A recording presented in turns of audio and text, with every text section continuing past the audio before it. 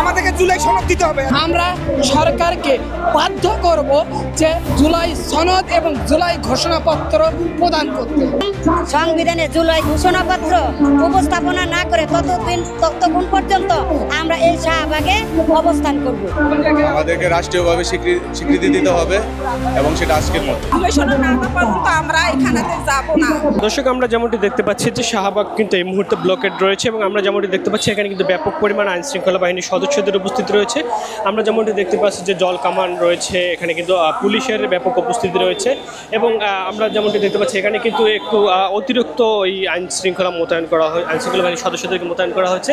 আমরা যেমনটি দেখতে পাচ্ছি পুলিশ এবং বিজিবি সহ বিভিন্ন আইন শৃঙ্খলা বাহিনীর সদস্যরা এখানে উপস্থিত রয়েছে এবং তারা কিন্তু এখানে যাতে কোনো রকম অপ্রীতিকর ঘটনা না ঘটে সে কারণে কিন্তু তারা এখানে উপস্থিত রয়েছে। আমরা কিন্তু এমনটি দেখতে পাচ্ছি।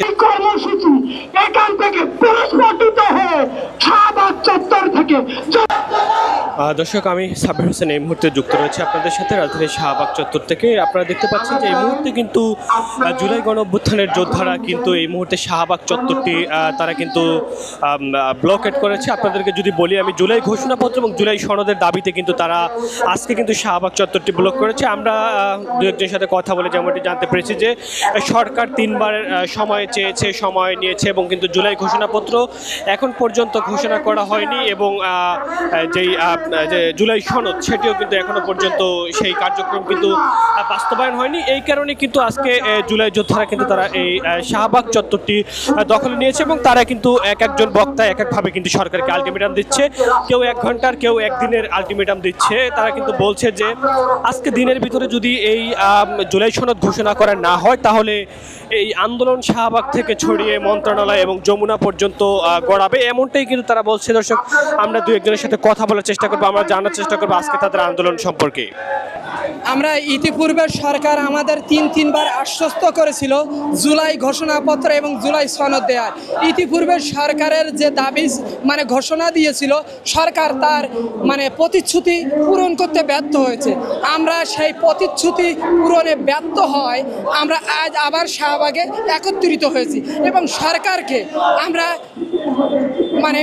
আলটিমেটাম দিয়েছি এই কারণে, যদি সরকার কোনোভাবে আমাদের জুলাই ঘোষণাপত্র সাংবিধানিক লিপিবদ্ধ এবং জুলাই সনদ সবার সম্মতিতে যদি না দেয়, আমরা সরকারকে বাধ্য করব যে জুলাই সনদ এবং জুলাই ঘোষণাপত্র প্রদান করতে।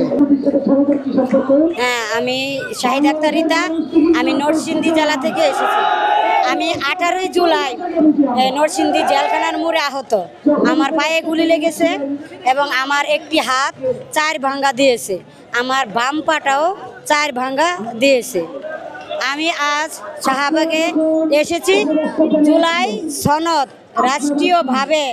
রাষ্ট্রীয়ভাবে এই জুলাই সনদকে উপস্থাপনা করতে হবে এবং জুলাই ঘোষণাপত্রকে সাংবিধানের মধ্যে উপস্থাপনা করতে হবে। যতক্ষণ পর্যন্ত আমরা জুলাই সনদ এবং সংবিধানে জুলাই ঘোষণাপত্র উপস্থাপনা না করে ততক্ষণ পর্যন্ত আমরা এই শাহবাগে অবস্থান করব। আমরা আসছি গাজীপুর জেলা থেকে। আমাদের দাবি হচ্ছে আমাদের জুলাই সনদ এবং জুলাই ঘোষণাপত্র দিতে হবে, আমাদেরকে রাষ্ট্রীয়ভাবে স্বীকৃতি দিতে হবে এবং সেটা আজকের মধ্যে। না দিলে হবে কি, আমাদের তো 24-এর যে গণঅভ্যুত্থানে আমরা যে আহত হয়েছি, আমাদের যদি রাষ্ট্রীয় স্বীকৃতি না দেওয়া হয়, যে কোনো সরকার, অন্তর্বর্তী সরকার তো উনি 5 বছর থাকবে না, তারপরে যে সরকার আসবে উনি তো আমাদেরকে এই যদি এটা রাষ্ট্রীয়ভাবে স্বীকৃতি না দেওয়া হয়, উনি আমাদের সবগুলোকে স্বীকৃতি থেকে বঞ্চিত করবে এবং কি আমাদের যে আন্দোলনে যে আমরা আহত হয়েছি বা শহীদ হয়েছে তাদেরকে, পরিবারকে সব কিছু থেকে বঞ্চিত করা হবে। তো আমাদের রাষ্ট্রীয় স্বীকৃতির মাধ্যমে এটা জানানো হচ্ছে যে আমাদের শহীদ পরিবার যারা আহত হয়েছে তাদের চিকিৎসা, যত সুস্থ স্বাভাবিক চিকিৎসা পায়, অনেক আহত আছে তারা ঘুরে যাচ্ছে, চিকিৎসা দিচ্ছে না। এটা রাষ্ট্রীয় স্বীকৃতি না পাওয়া পর্যন্ত তারা চিকিৎসা দেবে না। আমরা এখানে এসেছি, 1 নম্বর দাবি হলো আমাদের জুলাই সনদ আমাদের দিতে হবে। 1 বছর এই জায়গায় আমরা কয়েকবার আন্দোলন করেছি, সরকারের পক্ষ থেকে জানাইছিল আমাদেরকে জুলাই সনদ দিবে, কিন্তু সেই জুলাই সনদ দেওয়া হয় নাই। এই জন্য আমরা এখানে আছি। এখান থেকে আজকের ভেতরতে আমাদেরকে জুলাই সনদ দিতে হবে, যদি না দেয় যতক্ষণ পর্যন্ত দিবে না ততক্ষণ পর্যন্ত আমাদের আন্দোলন এখানে চলবে। আমরা এই শাহবাগ মাঠ চক্কর ছাড়বো না। জুলাই সনদ চাই, আমরা জুলাই আগস্ট চাই। জুলাই সনদ চাই আমরা, জুলাই সনদ না আনা পর্যন্ত আমরা এখানেতে যাব না। খসড়া তৈরি করেছে, খসড়া তৈরি করলে তো হবে না, এগুলো দিতে হবে। জাতি তো দেখতে চাই, এই যে দুই চোখ আছে, দুই চোখে তো জুলাই সনদটা দেখতে চাই, আমি তো পড়তে চাই ওই জুলাই সনদ। ওইটার অথেন্টিকিটি, ওইটার হচ্ছে বৈধতা সম্পর্কে তো প্রশ্ন থাকে না। যদি তৈরি করতে তো হবে না, তাই না? এটা তো দিতে হবে আমাদেরকে। আমি আসলে জনগণের কাছে আবারও মাপ চেয়ে নিয়েছি। আমরা এখানে ভোরবেলা থেকে অবস্থান করতেছি।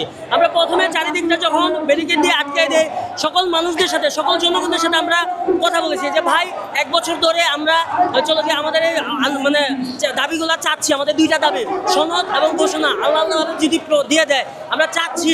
আমরা ছোট ছোট ছেলেদের মানববন্ধন করছি, কিন্তু এখনো সরকার আমাদেরকে এটা দিতে পারে নাই। ঠিক আছে, আপনারা 24-এ ছিলেন, 36শে জুলাই আপনারা সফল করেছেন।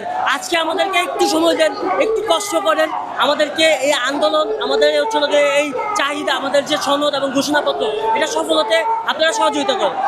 আপনারা শুনছিলেন আসলে আন্দোলনকারীদের কথা। তারা যেমনটি বলছে যে তারা কিন্তু সরকারকে আলটিমেটাম দিচ্ছে, আজকে দিনের মধ্যেই কিন্তু তাদেরকে জুলাই সনদ দিতে হবে, এমনটাই কিন্তু তারা বলছে। দর্শক, আজকে সেই রক্তাক্ত জুলাইয়ের কিন্তু আজকে শেষ দিন।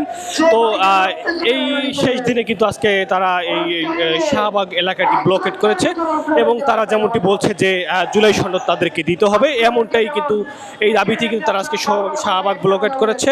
দর্শক, আপনাদের সাথে সরাসরি যুক্ত রয়েছিলাম আমি মোহাম্মদ সাব্বির হোসেন, দৈনিক ইনকিলাব, ঢাকা।